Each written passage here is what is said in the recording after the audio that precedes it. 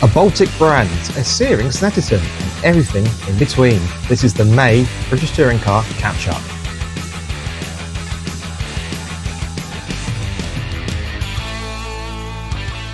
Hello and welcome back to the British Touring Car Podcast. We are back once again to bring you all the action in a shorter version from what's happened in May and any news that we may have found out in the meantime that we haven't mentioned as of yet. How are you? I'm okay. It is warm again. It is fun being British in the houses that retain heat. Yeah. There's no air today. It's like walking through treacle. I stupidly did a run this morning and I've basically become a puddle. But I did have 2 Costas to make up for it, so not too bad. How are you? I'm going to apologise now. If I sound a little bit nasally, I'm one of the population that suffers with hay fever and it's kicking me in the face today. So we're going to try and battle through this as quickly as we can and hopefully without any sneezing. It always amuses me that it's daisies that are your greatest kryptonite. You know, trees actually. Yeah, well, yeah. Bees spreading the pollen around. Yeah. But maybe you suffer from hay fever. Why not comment below whether you do or not? It helps the algorithm. Right, we'll crack on. As I say, we're just going to do a brief overview of everything that's happened in the May month touring car related. There isn't a great deal of news, but we'll cover that off at the end, along with looking at the boost, which has been a long-standing talking point. That's the word. Over the last couple of weeks. Yeah, so we've had 2 rounds in May. We've had Brands Hatch, which, as said in the intro, was rather chilly, with some inclement conditions and a bit of rain and everything shuffled in. And then we've just finished off at finished May off, should I say, at Snetterton in Norfolk, which was blazing hot. That's British, putting the British in the British touring cars. It really is 2 weeks apart and completely different weather environments. And at time of writing, a week before Alton Park, it is supposed to be incredibly wet at Alton Park next weekend, which means snow. But yeah, right. So our winners at Brands Hatch then, obviously 3 races, race to pole as well that we get on the Saturday now. But we'll concentrate on the winners.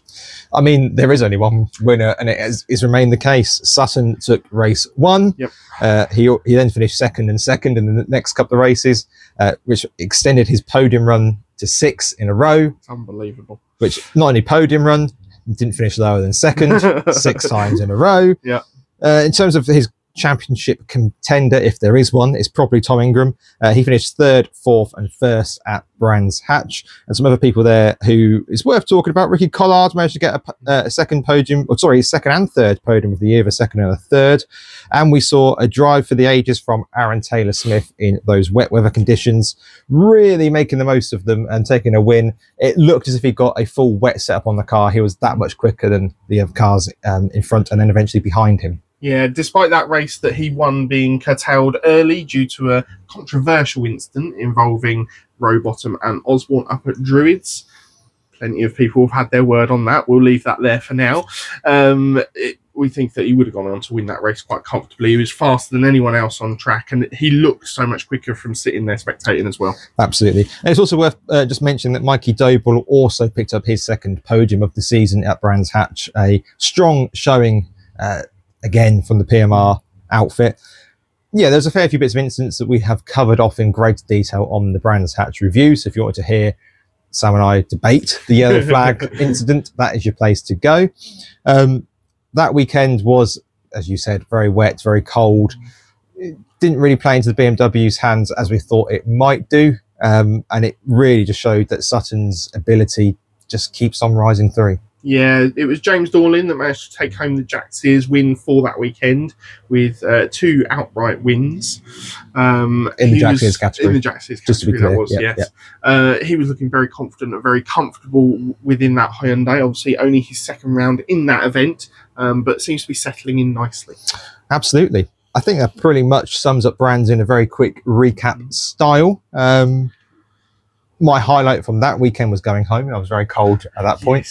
But yeah, we did see some really good racing at Brands Hatch. It's a circuit that I absolutely love. I think it's just so built for racing. It sounds daft to say that, but we'll go to Snetterton next, which isn't as built for racing in my view. I know you have a much fonder view of Snetterton than I do.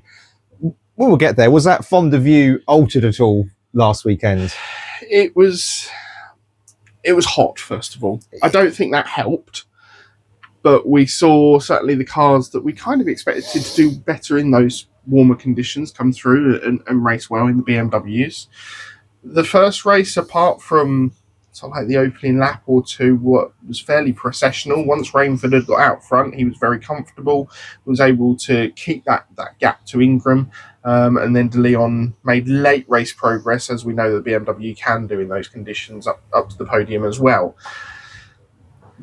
Race 2 and 3 were more exciting. They were. I mean, race 1 had the added interest that Sutton did start from the back after a puncture in the race to pole sprint event. Yep.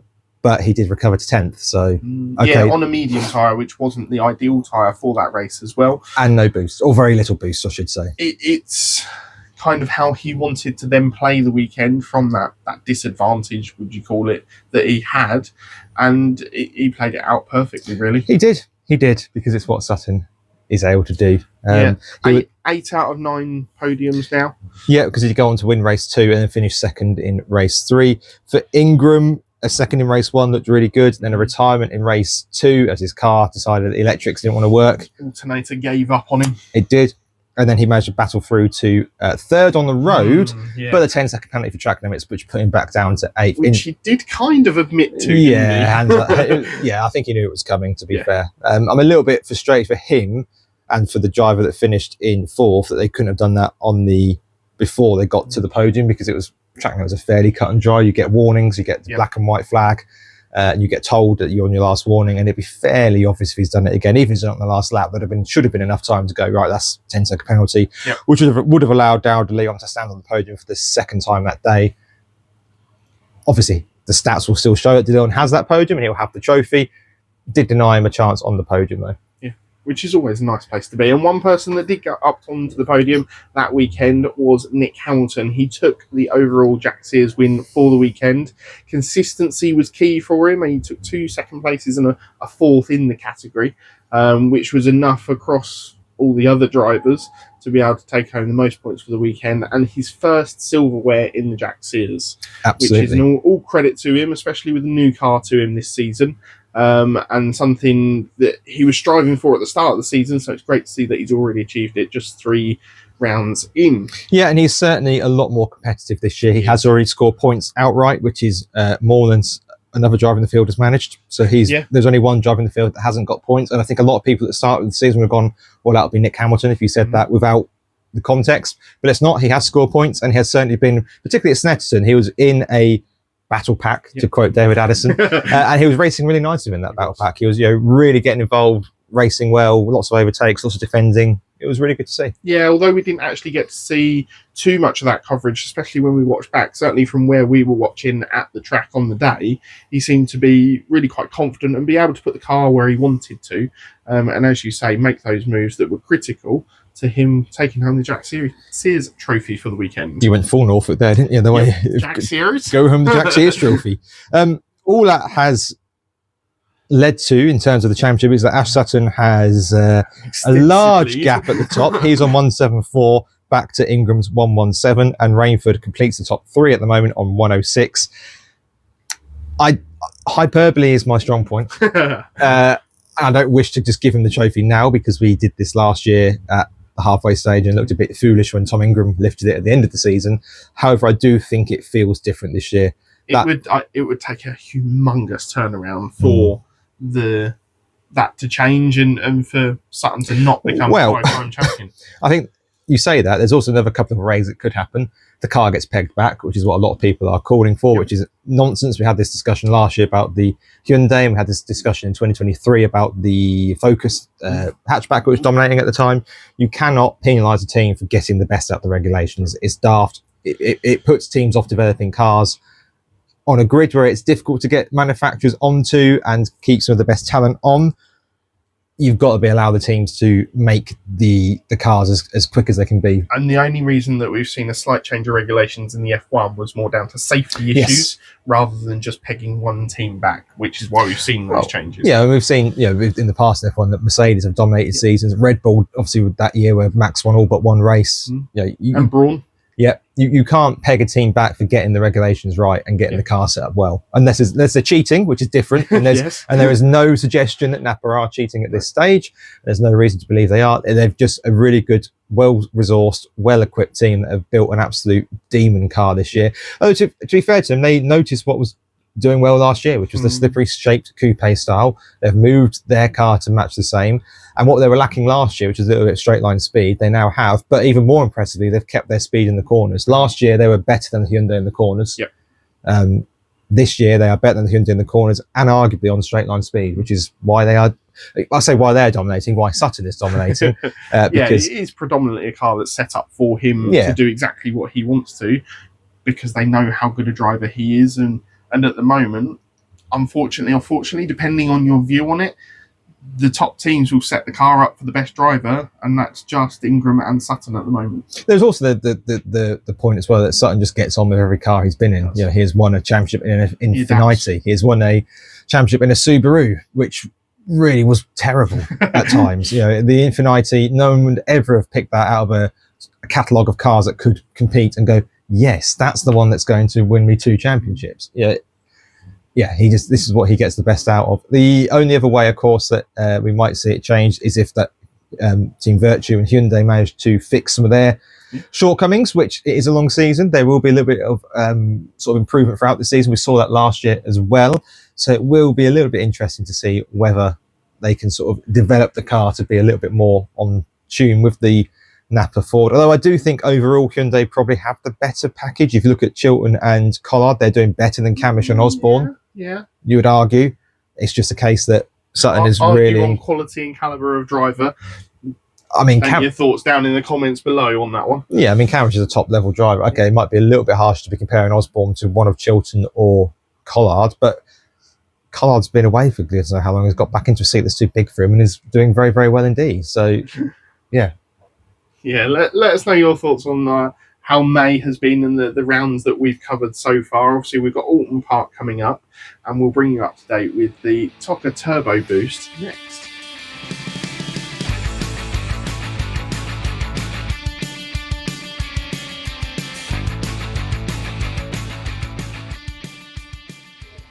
Now, Sam, you wouldn't drive a car without an engine, would you? That depends if it's electric.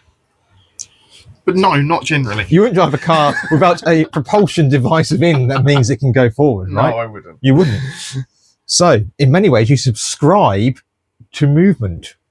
And that's what you can do on YouTube and Facebook and everywhere else, is you can subscribe to our movements talking about the touring cars. It's a very clunky metaphor. That's very tenuous, mate. But the point is, to make me stop having to give you these really clunky, terrible analogies, the more people that subscribe, the less I need to keep doing these ridiculous, terrible, awful, don't really work metaphors. So, in short, make sure you are subscribed. We already have over 650 subscribers on YouTube already, and plenty more across Spotify and iTunes. We'd love to get to 1,000 on YouTube by the end of the year. So if you've subscribed on some of the other platforms, do come across to YouTube as well. We appreciate it. It's just one click, and it really helps the algorithm. And if you want to join in debates, make sure you're on our Facebook page, where we post content throughout race weekends and on the days that we don't have any racing either. Back to the show.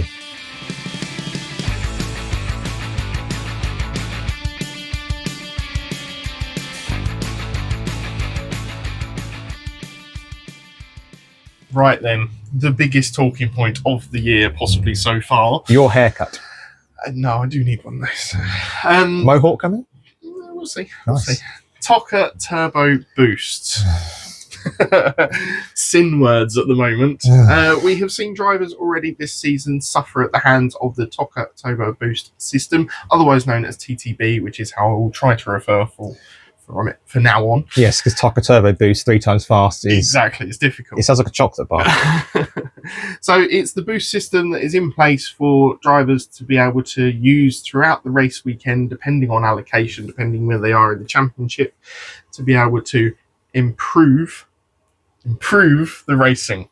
Yeah, we're not going to discuss here whether we think the boost is a good idea. We have discussed it at length in our Snetterton review. We shall probably revisit in the mid-season review when we get that far. I think it's fair to say that neither of us are massive fans of it, but we will save that debate. We'll just go purely on the facts for this podcast because there's been a bit of confusion from ourselves as well. Exactly. So TTB is described as a push-to-pass system that is used in the British Touring Car Championship. It replaced previous hybrid systems that we eventually got to work, although you were sceptical first of all. I mean, did they ever actually work? I mean, they didn't work that well, so they've been dumped. But I mean, okay, sure. It gives drivers temporary extra engine power by temporarily increasing turbocharger boost pressure. I should know all about that with my car at the moment. Controlled via a button on the steering wheel. I wish I had a button to control it on the steering wheel rather than things just breaking. I mean, since you have done the fix, it was quicker today. Yes, it was. It was. So this comes into place through a different allocation depending on championship position. So the top 7 cars in the championship or on the grid, depending on which race we're in across a race weekend, will have reduced boost time across the races through a sliding scale. Similar to what we used to have with ballast weight put on board on a car to be able to pull them back almost slightly in comparative performance to the rest of the cars on the grid to equalise performance. Because we don't want the same person on the podium all the time. 8 out of 9 times already. And then cars from 8th onwards would have what is quoted as a full allocation. Now, full allocation depends on what circuit we're at. We have A and B class circuits. It's so complicated. I know. Have we got any listeners still listening? Because I'm switching off, to be honest with you. So B class circuits are Brands Hatch, Indy, Knock Hill and Silverstone. They're Smaller all the circuits. very smallest circuits on the calendar. And the allocation changes for those. The rest of them are A class circuits. So do you get more or less at a B class circuit? So you get more at a B class circuit because there are more laps but less, at that circuit. But less. Okay. So you get more laps of boost. I think it's best for everybody that I don't comment and you just tell us because otherwise we'll never finish. So last time out at Snetterton, we saw drivers that had the full allocation had 10 laps of TTB out of the 12 laps that they were racing. And you can't use it on the first lap. And you can't use it on the first lap. So practically 11 every laps. other lap after that, apart from one, they were able to use Toca Turbo Boost, which is why we saw Ash Sutton be able to make good progress through the field, as we saw with Ingram also making good progress through the field in the final race. Yes. Because they had the full allocation. Some have had the full allocation. No, sorry. Ingram had the full allocation in that final race, which meant that he was able to pretty much use boost where he wanted, when he wanted. However, there are limitations within that. You can only use a 5-second burst at each point. I think it's 4 times around the lap, so you get 20 seconds of boost for a lap. Right. Are you following? I mean, that makes no sense at all, does it? I mean, but okay, fine. And then going back from that, there is the reduced lap allocation. So 10, 8, 6, 5, 4, 3, 2, and 1. 1 being the least, only 20 seconds for 1 lap throughout the whole race. It seems far too small an amount, but okay. I'm now going to add extra confusion into it. Please do. So it can then only be operated, depending on your allocation, at differing speeds. Okay? So no, I'm not okay, but carry on. If you only have 1 lap of boost, so 1 lot of 20 seconds, the minimum speed of deployment is 140 kilometers per hour. As you go through and get more allocation, the speed at which you can use that boost then comes down, meaning that you can use it sooner. See, to me, it would make more sense the other way round, but okay. Yeah. So 140, 135, 130, 125, down in 5 increments, down to 105 kilometers, which is the earliest that a driver with the most boost allocation can then press that boost button. Is that clear? It is. I don't like it. As I say, I think that'd be better the other way around, because then the driver with a lower level of boost at least has a lower threshold, whereas the driver with more, okay, they've got more, but they have to be at a higher threshold. I think that makes more sense. But yeah, okay. Again, I'm trying not to ego on get this any longer than we have to. So the extra power, when engaged, the ECU within the engine temporarily adjusts the turbocharger geometry or wastegate to force more air into the engine. So the more air you get, the bigger the bang you get, the more power you get. Basically. For 5 seconds. Exactly. Equivalent to an extra 60 brake horsepower of power. Which is a lot. That is basically, what, half a Vauxhall Corsa? 3/4 of Vauxhall Corsa? Yeah, it's about what mine's putting out at the moment. That's generous. Total. It's generous, but yeah, okay, yeah. It's fairly good. It's fairly good amount. So, we've heard issues this season already of overboosting. So We have. overboosting is when a car's turbocharger produces more boost pressure than the maximum level permitted for that engine type. In simple terms, overboosting provides a momentary performance increase above what is allowed for that engine. Teams are allowed to set, or there are regulations in place as to what that limit is.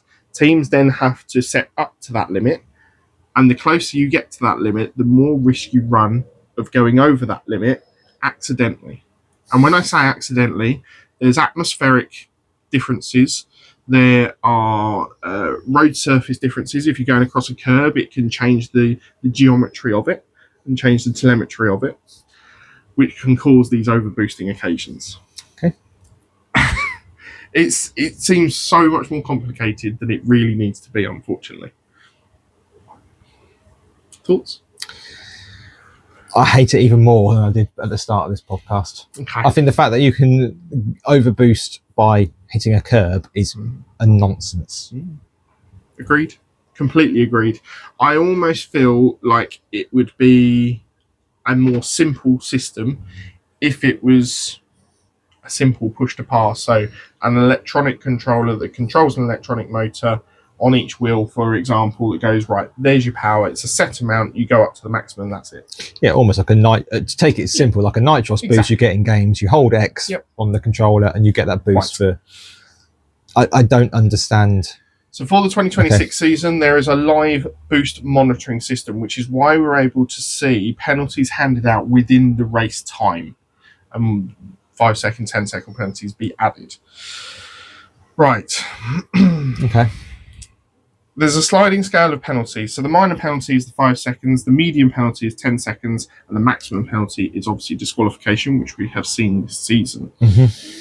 Disqualification only applies if a driver finishes the race or lap in qualifying while still in the maximum penalty state and has thus not had their overboost reduced by the onboard computer.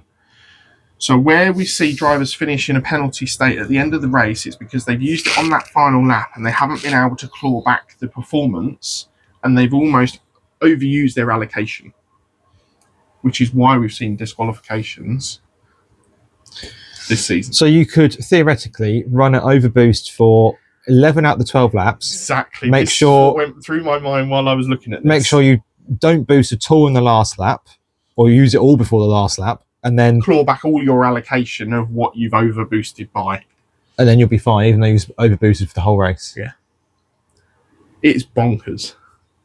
What's also very annoying is that those penalty scales you've given aren't what they actually then report back. It's then because they say significant or insignificant, so that doesn't actually help tie into the penalties. Because what I didn't even know there's a medium penalty.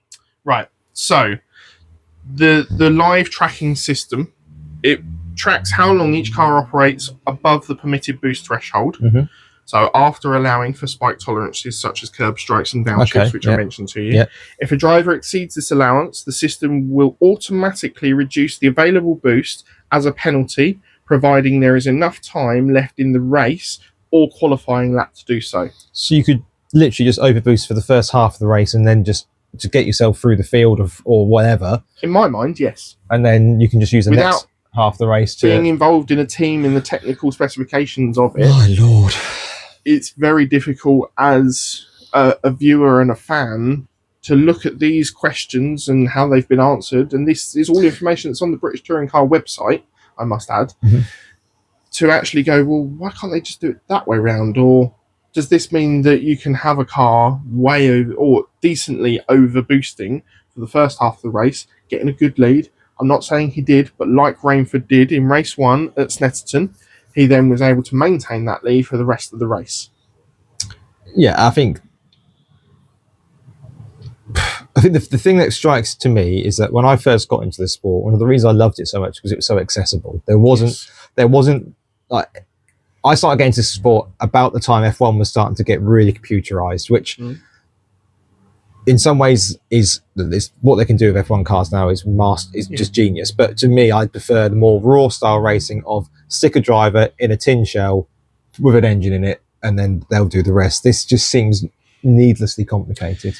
So the driver also has the ability to make adjustments to reduce their overboost whilst on track. Yeah, because they haven't got enough to do. Exactly. And in order to ensure that it remains within that permitted level during that race or lap. Yeah, I mean, yeah, okay. Yeah. I know. At least ballast was, here's the box, here's the weight, toe could come down, put it in, screw it shut, off you go. Now, at least... I know. Short of having a racer in there with a soldering iron that could undo it halfway through the race and chuck some weight out of his window, there was no real way. It was a very simplified system, having the boost on board, and I know a lot of people and a lot of fans out there that are listening didn't like that system.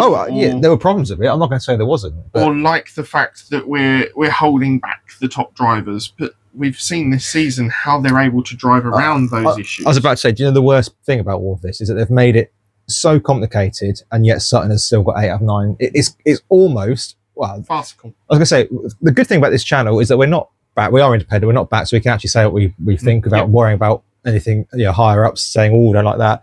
It's made the whole thing farcical and pointless because you've brought this incredibly complicated system in, and then Sutton's gone, yeah, okay, mate, I'll just take... And there will be plenty of people out there, and we know from comments that we've seen, they'll go, oh, yeah, but Sutton and Ingram would win every single race then. Doing it anyway. Okay. Doing it anyway. The thing is that I sympathise to a degree because whatever the sport brings in, the cream always rises to the top, and Sutton and Ingram are levels above everybody else in the field. I do agree that whatever they bring in, they'll find a way around it, because as we said on the Snetton review, you're talking 2 really well-resourced teams with excellent engineers, excellent people back in the factory, lots of resources to put into this, and 2 really top-skilled drivers. So I do sympathise to a degree. And if you take them out of it, the racing behind is interesting. There is real good battles in the field. I accept that.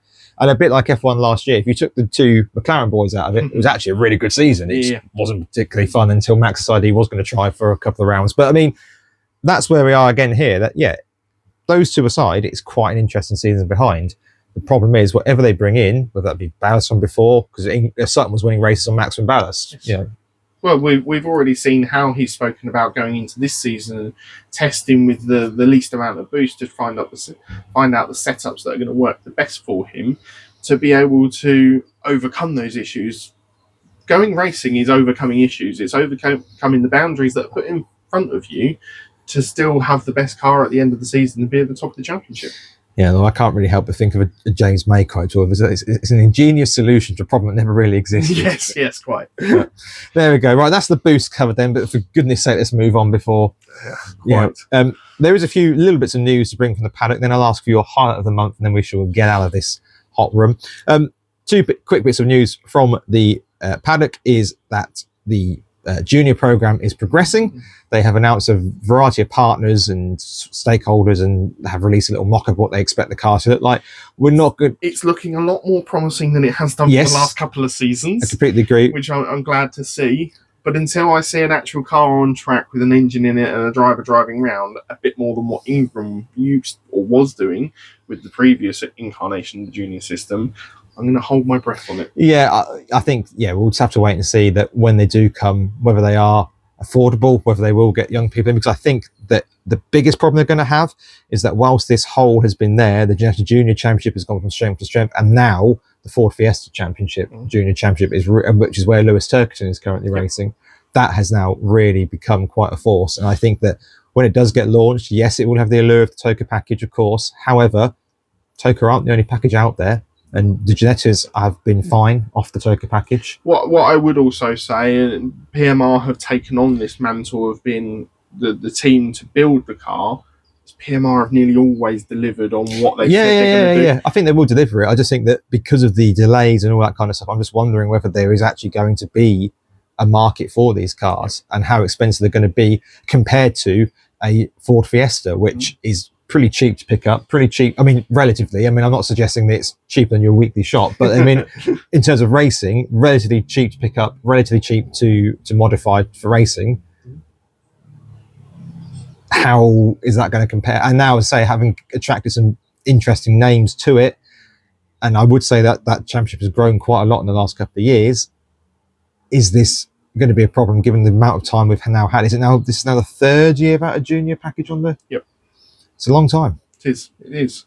And then the other piece of news, as has been confirmed this week on the British Touring Car page itself, is it looks like there will be a British Touring Car film to be coming out. Rumours are that it will be in, I think, late 27, but they're going to start filming across this season and next. And that the script that surrounds it is going to be fairly fluid and actually will take into account the action that's going on within the seasons as the racing is going on. Yep, it's going to involve fans from the sound of it as well. So when you're trackside over the next couple of rounds, you may well see a little bit of filming taking place. And the film is called Shift. You may have seen parts of it on Ricky Collard's car. Yep. It'd be interesting to see how that one develops as time goes by and what the final version looks like. Right. What is your highlight for May touring car wise? I don't necessarily need to know if you've had any nice yields at the allotment or found a nice hat. I've had a birthday. That was quite a highlight. The food was very good that night. Yes, it was. Was it? Actual touring car highlights though. I mean, yeah, getting sweatier than a piece of wet tender stem at Snetterton isn't going to be up there for me, but yeah, true. I would have to say it would probably have to be from Brands and the way that Aaron Taylor-Smith was able to acclimatise to those very sticky, very greasy conditions. And as you said earlier, looked like he was on a completely different tyre, completely different setup to be able to come through the field like he did, especially with the amount of time that he's had away from that top step of the podium. 10 years without a win is massive in this sport. And he's spoken about it recently, that there were the mental struggles about whether he still got it about him to be able to take that race win. And he did it in style. Would completely agree. Although, can you have sticky and greasy conditions? Yeah. Okay. Yours? Nick Hamilton with the Jack Sears, 100% up. He is a driver that continues to smash down barriers and difficult entries to the sport, and to see all that hard work, all that determination. Nick has been on the touring car grid for a long time. I can't remember his debut, but he's been on and off the touring car grid. I think it's fair to say he's never really had the package underneath him that would maximise his performances. I do remember when I went hospitality at Team Hard a couple of years ago, and he spoke about just how much of the car needs changing to accommodate him and his disability, and how difficult that is, because building a racing car for the majority of the field costs a lot of money, and then you factor in the adaptations that are needed so that Nick can go racing. I think a lot of people would have given up long before this. So I think it's real testament to him that he has kept going. He keeps fighting for sponsorship. He is not backed by Lewis Hamilton. That's a rumour that always gets put out there on social media, etc. He does it himself. He finds the strength to come back year after year in the face of a lot of negativity. I think it's fair to say that social media is never a great barometer for real people's thoughts, but it is fair to say he does suffer a lot of negative comments on there, and to keep coming back season after season, and now to stand on that step as a Jack Sears Trophy winner for the weekend it was absolutely mega. It was brilliant. Yeah, I'm sure he'll be looking to take that further on throughout the season, maybe add to his silverware before the end of it. And points tally as well. He's scored points already this season, and I don't think he's far off scoring more points. Okay. He was really good at Snetterton. If he can take that form into the rest of the season, I think he's going to have a good year. And even if not, he's done something that it's never been done before, and that's fantastic to see. Let us know your thoughts down in the comments below about how the month of May has been regarding touring car action. Any thoughts that you have on the TTB Toca Turbo Boost, and whether you think there should be a simpler system in place to still give us that possible manufacturing of racing, or whether everything should be left alone and we should just have some saloon cars out there going to their max. Yes. I will say no more on that. We'll probably just pick this up and people's views up on that in the mid-season review. Moving forward to June, we have got Alton Park on the horizon. We're not going. It'll be our first sofa session of the year, which I'm actually quite looking forward to in some ways. I will be, if it's meant to be as wet as it's meant to be. Absolutely. And then have we got anything else in? No, we've got the break after Alton Park, haven't we? A little bit of a break, yeah, and then we'll be back once again at Thruxton, and which we are going to. So for the first time, and completing the touring car calendar of available circuits. The only place I haven't been then is Mallory Park, which I mean, if you're a new listener, Mondello. Is it Mondello Park? Both. I think they've raced at Mallory before, but also Mondello okay. over in Ireland. That's what I was actually thinking of. Okay. So Mondello. Mondello, there you go. Yes, I haven't been to Mondello or the Birmingham Street Race, which was a lot longer ago. But this will complete our main roster of tracks, which would be awesome. Yeah, but until the Autumn Park preview, we'll be back soon. Bye for now.